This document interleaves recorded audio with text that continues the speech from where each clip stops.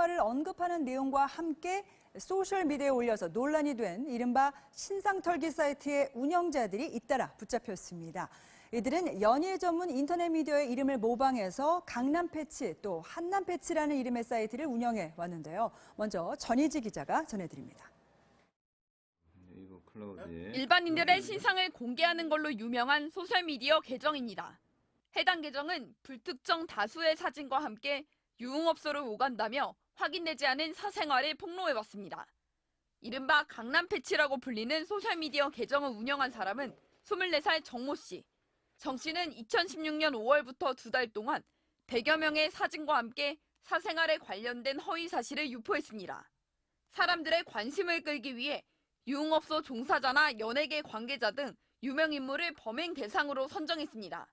단역 배우와 쇼핑몰 모델 일을 하던 정 씨는 자신이 다니던 강남 클럽에서 한 기업 회장 외손녀를 보고 박탈감을 느껴 범행을 시작한 것으로 드러났습니다.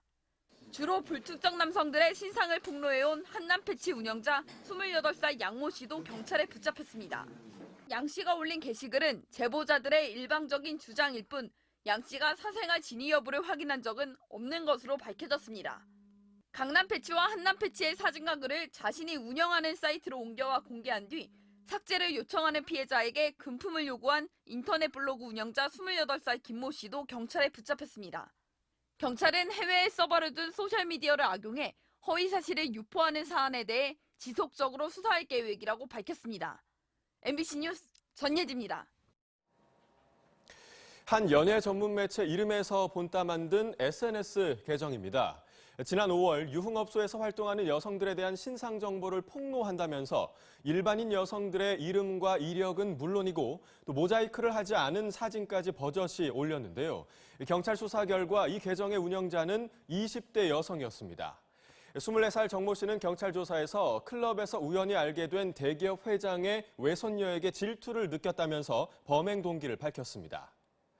이 SNS 계정이 논란을 일으키자 이번에는 유흥업소에서 활동하는 남자들을 폭로하겠다며 또 다른 SNS 계정이 개설됐는데요.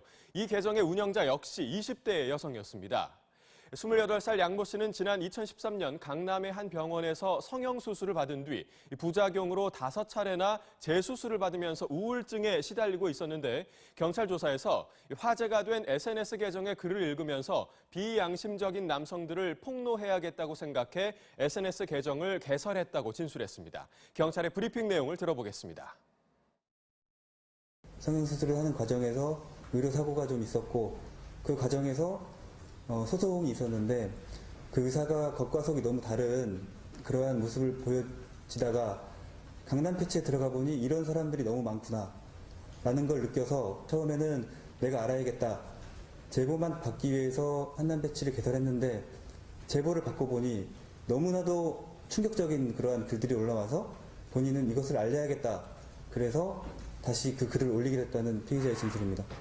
고소장이 접수가 돼서 인스타그램 측에 저희가 영장을 법원으로부터 발부받아서 집행을 했고요. 피해자 중에 한 명이 본인이 협박을 당했다는 그런 내용으로 고소가 들어와서 관련된 자료를 회신받게 되었습니다.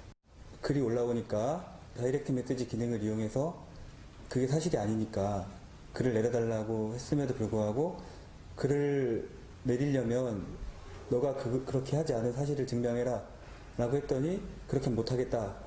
그러면 앞으로는 더 올리겠다. 이게 협박으로 느껴져서 협박으로 같이 이제 고소를 하게 된 부분입니다. 네, 그러니까 인터넷이나 SNS를 통해서 근거 없는 폭로나 허위 사실이 유포되는 일들이 끊이질 않고 있는 건데요. 왜 그런지 관련 보도를 함께 보겠습니다. 해외에 서버를 둔 한 SNS 계정에 재벌 3세인 A씨와 스포츠스타 부인인 B씨가 함께 해외여행을 다녀왔다는 글이 올라왔습니다. 전혀 근거가 없는 허위 사실이었지만 인터넷을 통해 확산됐고 참다 못한 A씨는 경찰에 최초 유포자를 처벌해달라며 고소했습니다. 신안군 성폭행 피해 여교사를 찾는다며 전혀 상관없는 여성의 사진과 신원을 공개하고 확인도 안 된 이건희 회장 사망설을 유포해 심각한 피해가 발생하기도 합니다.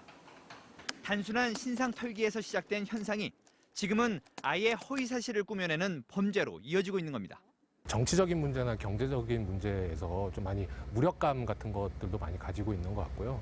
그러다 보니까 TV 연예 관련된 혹은 루머와 관련된 부분에 많이 집중이 되는 거예요. 인터넷 언론들이 앞다퉈 확인도 안 된 정보를 확산시키는 것도 이런 폭로 문화를 부추기고 있다는 지적입니다. 문제는 사이버 명예훼손과 모욕 사건이 갈수록 늘고 있다는 건데요.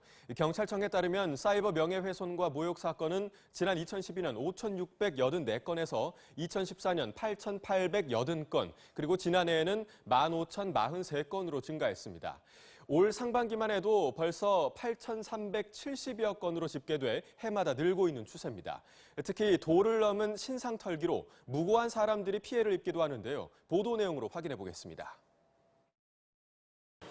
직장인 A씨는 지하철에서 자녀의 동영상을 보고 있었는데 한 여성이 몰카범이라며 얼굴을 찍어 인터넷에 올리는 바람에 큰 곤욕을 치렀습니다.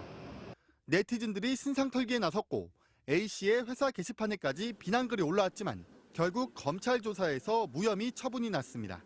징계위원회를 거의 갈 뻔했죠. 한 달 동안 잠도 못 잤고 먹지도 못했고. 한 스마트폰 채팅 사이트. 강아지가 구토하는 사진과 함께 일주일을 굶겼더니 막걸리 마시고 난리라는 글이 올라왔습니다. 이른바 개막걸리녀라고 불리며 글 쓴 사람의 신상이 공개됐고 네티즌의 비난이 폭주했습니다. 그런데 사진 속 여성을 직접 만나보니 개를 키우지도 않는 사람이었습니다. 진짜 듣기도 민망할 정도의 진짜 욕이나 말도 안 되는 얘기를 써놓는데 조용당한 사람이다. 너무 억울하다. 진실은 들어주는 사람 하나도 없고. 온라인상 그 SNS 등을 통한 그 사실의 유포는 피해자에게 그 피해가 더 클 수 있기 때문에 형법보다 가중된 처벌을 받게 됩니다. 네, 프로야구